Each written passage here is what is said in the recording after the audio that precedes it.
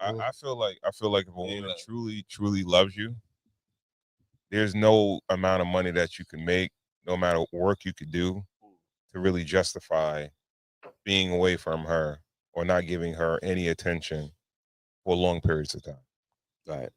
I think some people, they're in relationships for different reasons, but I mean, when somebody truly does love you, they've time is more valuable than any amount of money, right? Right. And you have people that are extremely well off, and they may have to work very hard for that, but their situations might be more of a business situation, right? Business first, love second. When love is prioritized, I don't think you could. It doesn't matter how much money you bring at home, what lifestyle you're providing for that woman. Long term, it will never work. I don't even remember the ending result of Ari on Entourage, but They got um divorced. he got divorced, right? Yeah. So there's never going to be a dollar amount that will replace the time and quality time that you're going to spend with your significant other and your family. Like we could justify it to the cows come home. Yeah. But it's never gonna. It's just never gonna work. So your advice would be what? Find that. You always have to find the balance. Find the balance. Work-life balance. Yeah, you Work-life you balance. ultimately always have to find the balance. Right. Because ain't a little time for yourself too. Right? Absolutely. Absolutely. And hard being dude, huh? You I would say, like, for most men, like, yo, if you're career driven and things like that, you would have to do like an evaluation or an assessment of how you really feel about the people around you or your family and shit. Yeah. You know what I mean? Like, yo, you just got to be like, yeah, You know who that's harder for? Who I'm just thinking about and I'm sympathizing with them? Women. It's more expected of them. If you're the woman and you're the one that's kind of like got to be out of the house to bring home the resources and stuff like that, there's way more of an expectation of women to be around than men, right? Well, that's why a lot of those women, they don't. Right. They don't have families. They can't what? Well, a lot of the times they don't want to what? They don't want us. They don't. They've already convinced themselves like, yo, nah, I don't need that. I don't really want that. So they convince themselves that they don't want that. But what if what if the guilt of maybe not being around is like, okay, I want this other thing more, so let me not try to do both. Because I'm not gonna be good at the other thing. Like I can't do both. So let me just choose one. Say that again. I'm sorry. Maybe the guilt of like, women deal with the guilt. Yeah, falling short of on one thing, of being like a nurturing mother and being like a present wife is like, okay, no, I don't want to do both. Like I'm just gonna put it all into work, and I'm just not gonna do the other thing. I'm not gonna put anything into the other thing. I don't think they can do that. Like, yo, women. I think the women that have to struggle with that, right. I think they feel guilty about that. You know what I mean? Like, okay. Like, and that's the different concept with men and women. Like my wife, like she'll be like I wish I could do this or do that or do this and do that, and I don't deal with the same thing.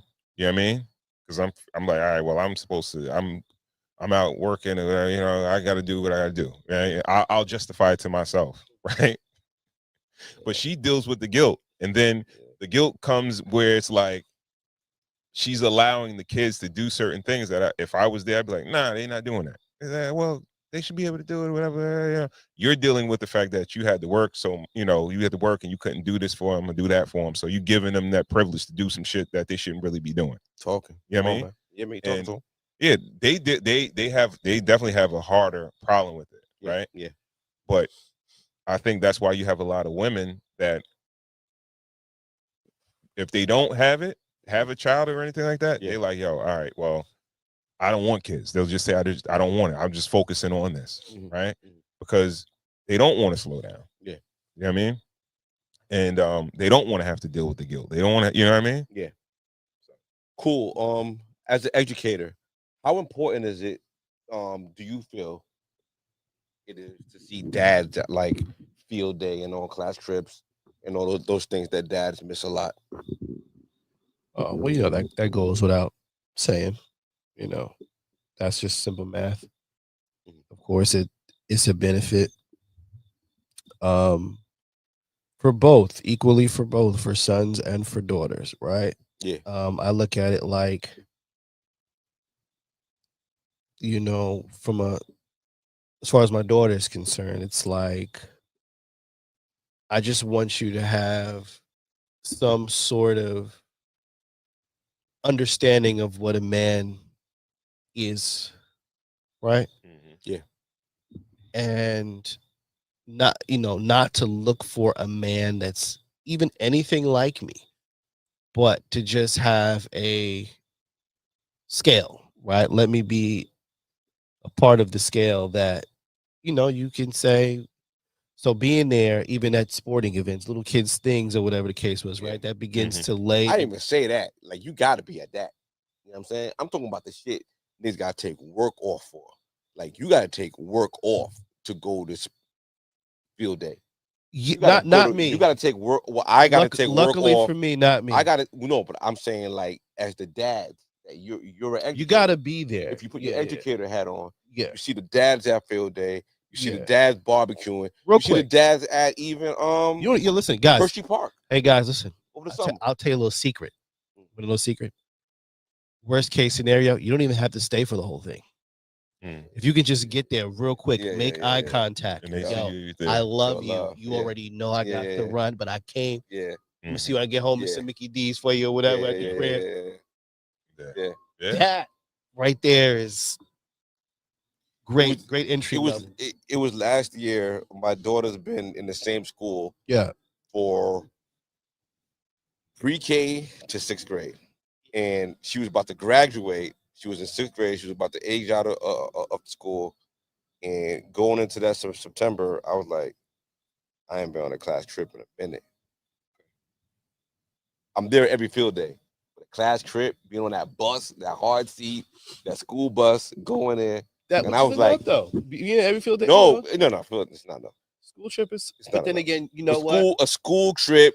Let me be Mr. Greg to them other kids. Let me, what I mean? The thing, your school, the school that your child was attending at the time, left that open. Yeah. Like my daughter's school, like, nigga, you ain't coming on this trip. Stay right What with is no chaperones?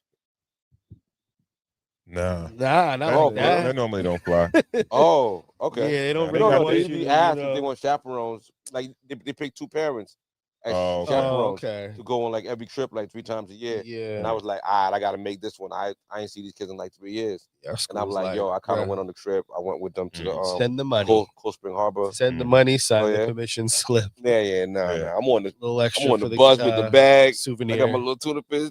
Like, that's dope though. That's fine. That sounds great. No, that's that sounds great. Yeah. That's like at camp. See, for our kids at the camp as you. Yeah.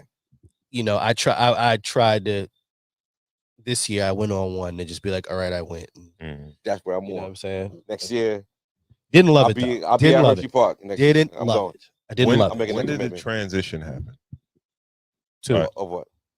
Fathers being so I don't know if it's just us and I'm living in a bubble. Yeah. But I just see a lot more dads involved. I do want to say that because this generation definitely raised the bar as far. I want to say, maybe it didn't start with like our age group. Yeah. Or your age group. Yeah. Let's go your age. I don't know. Let's go. Our age group. Our age group is amazing because our age group, I feel like it's the first age group to admit that dad was great, but let me improve.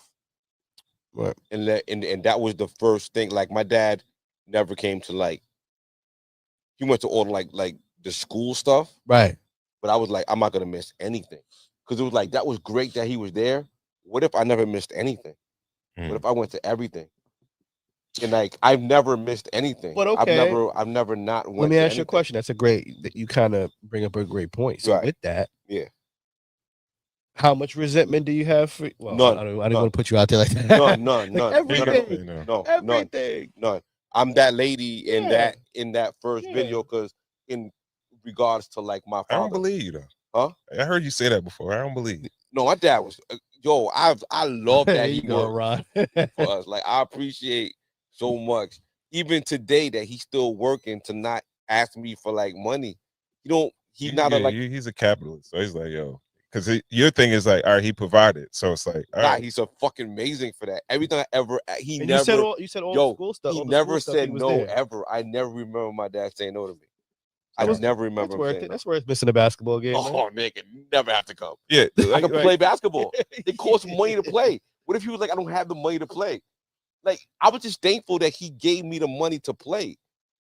I hear you. You're a great child. You're a great child. You know what? Wait. The main question You didn't is, have to like what have about the all money. your siblings? All your siblings feel the same way? Never Okay. be. Okay. Shout out to siblings. Shout out Shout out to shout out siblings. to niggas that need like